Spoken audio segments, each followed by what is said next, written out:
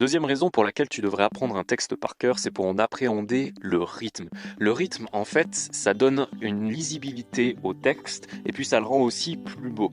Une très bonne manière d'illustrer ça, c'est d'aller sur Internet et de chercher, par exemple sur YouTube, des artistes qui vont te lire des textes d'auteurs, et tu vas voir que forcément, en le lisant, ils y mettent un rythme. Ce rythme-là, il peut en fait t'accompagner par la suite dans la lecture du texte. Un bon exemple que je peux te donner, c'est Lucchini qui lit Voyage au bout de la nuit. Moi, la première fois que j'ai ouvert Voyage au bout de la nuit, sans déconner, il m'a un peu tombé des mains parce que je me suis dit, mais qu'est-ce que c'est que ça? J'avais l'impression que c'était écrit avec une pioche. Mais quand Lucchini, je l'ai écouté en train de le lire, alors là, j'ai vu le rythme et en quelque sorte la poésie, le métro musical dont parlait Céline, et j'ai compris que ça le rendait beaucoup plus lisible, beaucoup plus agréable, et qu'en fait la pioche n'était pas une pioche, mais un instrument de musique, voire un orchestre.